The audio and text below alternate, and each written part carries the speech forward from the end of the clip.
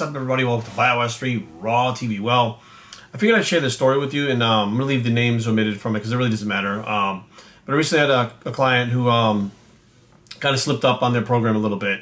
And first of all, let's fix this fucking camera. Like, make that shit square. And he was really freaking out about what had happened and stuff. And he went out with his friends and stuff and wound up drinking. And he was like, I never do this. I've only done it like once in the last year or something like that. But like, I just feel like shit. I feel like it's affecting, just this one time. I feel like it did affect the way that I feel, my goals, everything. And he said, now I just feel like shit. He's like, I don't know if I'm like justified feeling like this. I'm not really sure. So, we talked about it and stuff. And I wanted to put this out there. And I really like going through some of the things that happened to me in my past. It doesn't have to be me that it happened to, but even some of my friends, where I can give you guys this information. And this is a big thing for me. I've realized for a while I wanted to be remembered when I died, right? I was like, that's what everybody wants. I want to be remembered. Not necessarily famous, but remembered, right? People remember you in a good light. And of course I'm going off topic now because my ADD's kicked in. And then I realized that I really wanted to be remembered for helping people in different areas of their lives. And then eventually I get to the point now where I'm at, and I just want the information out there. I don't care if they remember it's me who said it. I don't care if they remember it's me and give me credit for it.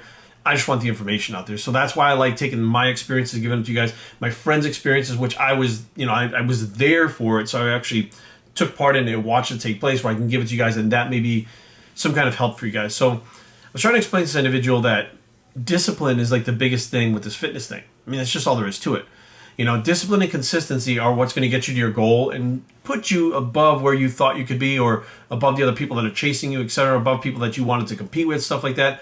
Discipline and consistency, those are the two foundations and the keys to what are actually going to get you there. Now, one of the hard-learned ways, the hard knocks ways, the fucking ways that I learned that in person was I had this friend named Jody. And this is when I was living back in Rhode Island. And we were all out at a club one night. It was a bar club type thing. Had a bar in the club anyway, I should say. And we're all drinking and hanging out and partying and stuff. And Jody's at the bar. He's drinking water, right? And we kind of poke fun at him like your boys do. They bust balls a little bit while drinking the water. You're not drinking with everybody else, whatever. Are you even a man? You start busting his balls and fuck with him, right? So about an hour goes by. We're all there at the club hanging out and stuff. We're all having a good time, and we're done fucking with him. And he reaches in the pocket of his jacket, and he pulls out a baggie of white rice in this hand. And he reaches in this side and pulls out a chicken breast in that baggie, right? And we're like, what the fuck? So he opens up the bag and starts to fucking chew on the chicken breast. He opens up the other bag, and he asks the bartender for a fork or a spoon or something. So the bartender sees what he's doing, comes over and gives him like a plastic spoon. So we're watching him eat, and boy, did he get his balls busted, man. People, they were all fucking with him and stuff, and myself included. I was no different. But I, realized, I was like, man, he's fucking disciplined, right? Is he insane or is he disciplined? And then I really started to think about it over the next couple of days, because of course, after a situation happens, you start processing things and you go back through it. Jody was a natural bodybuilder, okay? And he was competing in the Muscle Mania, and eventually, I believe, wound up turning a Muscle Mania pro. Now, this is back when the Muscle Mania was extremely tested. Jody was a natural bodybuilder. He was clean. I mean, didn't take anything, right? No matter what it was. There was no pro hormones around back then. He was clean. None of my guys that I knew, my friends, my crew, whatever you want to call them, squad, they call them nowadays, ever beat him.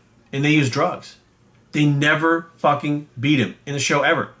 Jody would fucking beat everyone, and he was the only one from our area that I know of that actually went on to pro status in pretty much any, we had the ANBF, we had the ANBC, we had the NABF, but any of those leagues that were really getting the promotion time, meaning we're in the big magazines like WrestleMania, Muscle Mania was really the big thing at the time. It was really taking off, and it was one that had a lot of PR behind it and press and stuff, and the people that were doing the Muscle Mania, like you had Skip LaCour and guys like that where they were competing there. They were the ones that were really getting the airtime and getting the different opportunities.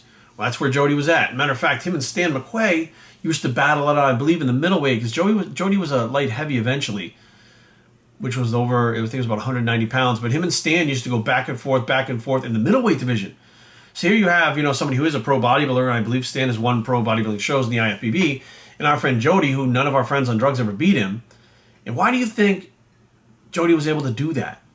Yes, his genetics was good. He had another brother named Scott who did use stuff off and on, who was a big motherfucker. Never super lean, but just fucking thick as shit, wide. Like, the type of guy that you looked at him and you're like, oh, fuck. You know what I mean? Just that type of dude, right? So they had genetics on their side, right? but their genetics weren't necessarily to be lean. And Jody was always 100% of the time, 365 days a year, 7 days a week, fucking 24 hours a day in shape. And I'm talking, if that motherfucker was over 10%, a real legit 10%, I'd be shocked as fuck. I'd be floored if he was over 10% year round, and he was still beating everyone and still got to the light heavyweight size eventually. I don't know if he still competes anymore. I mean, we're on our 40s now. He's a couple of years older than me. But the bottom line is his discipline and consistency took him further than pretty much all of us. Everyone else had failed trying to accomplish their dreams and their goals. Jody did it. Now, granted, the Musclemania wasn't as big as the IFBB and the NPC at the time, right? But back then, the quality was still fucking dry, hard, grainy. Those motherfuckers look good. They would beat any of the guys nowadays. So he was actually banging heads with the guys like Stan McQuay and them when, bodybuilding condition-wise was at its peak in the 90s.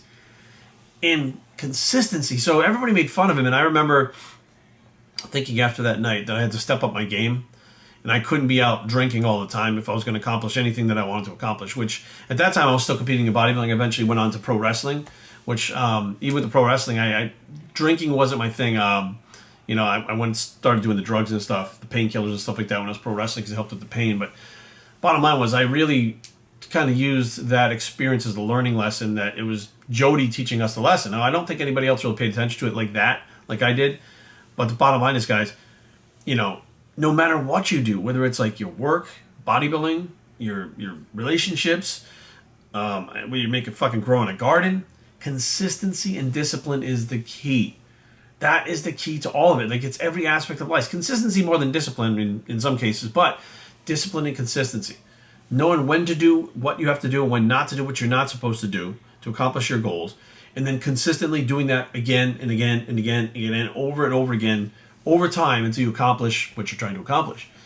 So there's definitely a story that I wanted to tell you guys, because I know 2020 is here and you guys are going to be starting New Year's resolutions, and a good resolution for you guys, myself including, always, well, for me to be continuing, but discipline and consistency. Make those two things a priority in your life and let it roll over into everything else throughout the year. And I guarantee by the end of the year, you'll be in a better place physique-wise than you ever thought you were going to be. You'll be in a better place at work, better place with the relationship, better place with fucking, if the garden is something that you have.